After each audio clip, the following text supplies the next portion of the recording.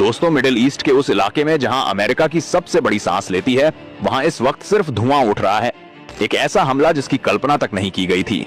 एक ऐसी रात जिसने अमेरिकी सपनों को राख कर दिया। ये कोई छोटी सी झड़प नहीं थी, न ही कोई सीमांत संघर्ष। ये था सीधा वार अमेरिका के सबसे सुरक्षित ठिकाने पर। अमेरिका और सऊदी अरब के रिश्ते कोई साधारण दोस्ती नहीं है। यह है तेल, ताकत और तकनीक का गठजोड़।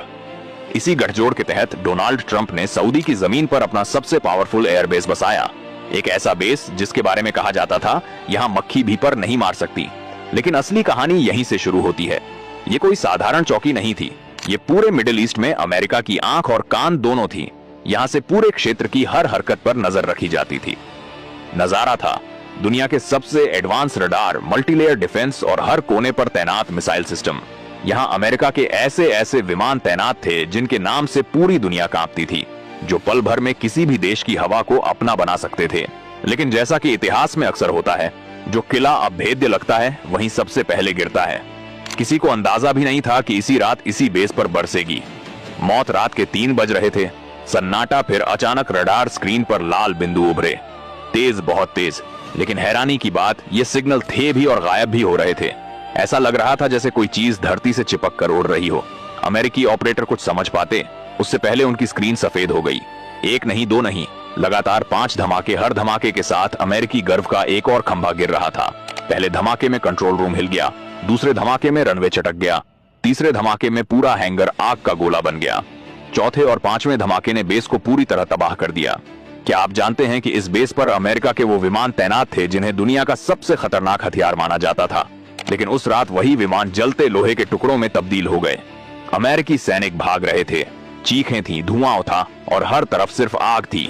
सबसे बड़ा झटका तब लगा जब पता चला कि इन हमलों में KC-135 विमान भी तबाह हो गया। अब आप सोच रहे होंगे, आखिर KC-135 में ऐसा क्या है दोस्तों? ये कोई साधारण विमान नहीं है। ये है एक फ्लाइंग पेट्रोल पंप जो हवा में ही दूसरे लड़ाकू विमानों को ईंधन देता है। जैसे कोई बाप अपने बच्चों को दूध पिलाता है, वैसे इसके बिना कोई भी लड़ाकू विमान 10 से 20 मिनट से ज्यादा हवा में नहीं रह सकता। अब सोचिए, अगर यही टैंकर तबाह हो जाए तो अमेरिका के बाकी विमान बिना पंख के हो जाते हैं। यानी उड़ भी सकते हैं लेकिन लड़ नहीं सकते। इसी को कहते हैं सटीक निशाना। ईरान ने अमेरिका की रीढ़ तोड़ दी थी। और अब सबसे बड़ा सवाल, अमेरिका का दुनिया मशहूर पैट्रियट डिफेंस सिस्टम उस रात कहां था? ये वही सिस्टम है जिसके बारे में अमेरिका कहता था कि ये किसी भी मिसाइल को हवा में ही नष्ट कर सकता है। रिपोर्ट्स के मुताबिक ईरान ने ऐसी जैमिंग तकनीक इस्तेमाल की जिसने अमेरिकी रडारों को पूरी तरह अंधा कर दिया, जैसे किसी ने उनकी आंखों पर पट्टी बांध दी हो। विशेषज्ञों का मानना है ईरान ने बैलिस्टिक मिसाइलों के साथ स्वीपिंग ड्रोन्स भी भेजे थे जो इतनी नीचे उड़ रहे थे कि रडार की पकड़ में ही नहीं आए। कुछ ड्रोन तो महज 50 फीट की ऊंचाई पर उड़ रहे थे, यानी आपके घर की छत से भी नीचे। ये हमला सिर्फ एक सैन्य कार्रवाई नहीं थी, ये एक तकनीकी शतरंज थी जहां ईरान ने अमेरिका को हर मोड़ पर मात दे दी।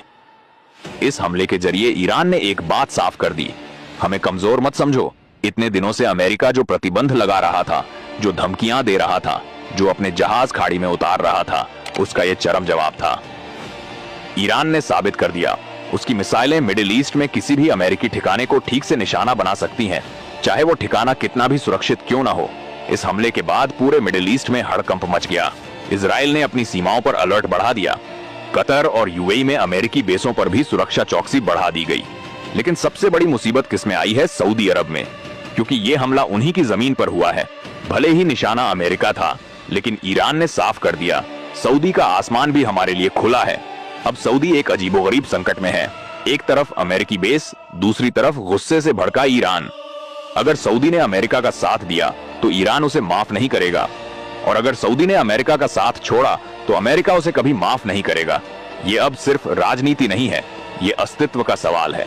अब बात करते हैं अमेरिका की 5 विमान तबाह, अरबों डॉलर का नुकसान और सबसे बड़ी बात, शर्मनाक हार, जिस अमेरिका के नाम से दुनिया की बड़ी बड़ी ताकतें अटैक करने से पहले 2 बार सोचती थीं, उसी अमेरिका का एयरबेस देखते ही देखते खाक हो गया। सूत्रों के मुताबिक पेंटागन में इस वक्त चरम उत्तेजना है।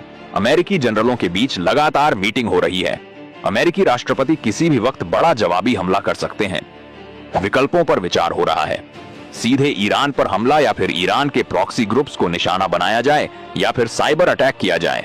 और अगर अमेरिका ने ईरान पर हमला किया तो मिडिल ईस्ट की आग पूरी दुनिया में फैलने में देर नहीं लगेगी। होर्मुज़ जल मरुमध्य बंद हो सकता है, तेल की कीमतें आसमान छू सकती है, रूस और चीन भी इस खेल में कूद सकते हैं।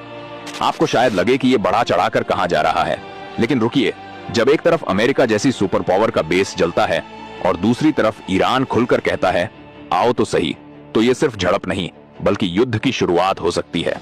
विशेषज्ञ बताते हैं अगर अमेरिका ने ईरान पर हमला किया तो ये सीधा तीसरा विश्व युद्ध नहीं, लेकिन उसकी पहली चिंगारी जरूर हो सकती है। इतिहास गवाह है, पहला विश्व युद्ध एक छोटी सी हत्या से शुरू हुआ था, दूसरा विश्व युद्ध एक देश पर हमले से शुरू हुआ था। अब पूरी दुनिया देख रही है कि ये तीसरी चिंगारी क्या बनकर उभरती है। आपको क्या लगता है, क्या अमेरिका चुप बैठेगा या अब ईरान पर कोई बड़ा हमला होगा? क्या ईरान के पास कोई और चमका छिपा है जो वो अभी सही समय पर दिखाएगा, या फिर अमेरिका इस बार कूटनीतिक रास्ता अपनाएगा? दोस्तों, अभी फिलहाल तो सबकी निगाहें वॉशिंगटन पर हैं, लेकिन एक बात तय है, मिडिल ईस्ट की राजनीति हमेशा के लिए बदल चुकी है। ईरान ने जो कर दिखाया वो सिर्फ एक हमला नहीं था, वो एक मानसिक बदलाव था। अब कोई भी देश अमेरिकी बेस को अभेद्य नहीं समझेगा। अब हर कोई जानता है कि तकनीक के इस दौर में कोई भी किला हमेशा के लिए सुरक्षित नहीं रह सकता। अमेरिका का जवाब क्या होगा कोई नहीं जानता, लेकिन इतना जरूर है, जिस अमेरिका की धाक पूरी दुनिया में थी, उसी अमेरिका का एक एयर बेस आज सिर्फ राख और यादों का ढेर है। वो विमान जिन पर अरबों डॉलर लगे थे, आज सिर्फ जंग लगे लोहे के टुकड़े हैं। वो सैनिक जो कभी बेफिक्र होकर सोते थे, आज सहमी आंखों से आसमान की तरफ देखते हैं। ये कहानी अभी खत्म नहीं हुई, बल्कि अभी तो शुरू हुई है। आने वाले दिन बहुत अहम होंगे, आने वाले हफ्ते दशकों तक याद रखे जाएंगे, और इस पूरे घटनाक्रम का असर आप पर, मुझ पर, हर आम इंसान पर पड़ने वाला है। अगर आपको ये पसंद आई हो तो लाइक जरूर करें, शेयर करें और चैनल को सब्सक्राइब करें, ताकि आपको हर नए अपडेट का पता चलता रहे। और हाँ, अपना जवाब कमेंट में जरूर दें। क्या आपको लगता है कि तीसरा विश्व युद्ध होगा या फिर सब शांत हो जाएगा? धन्यवाद। जय हिंद।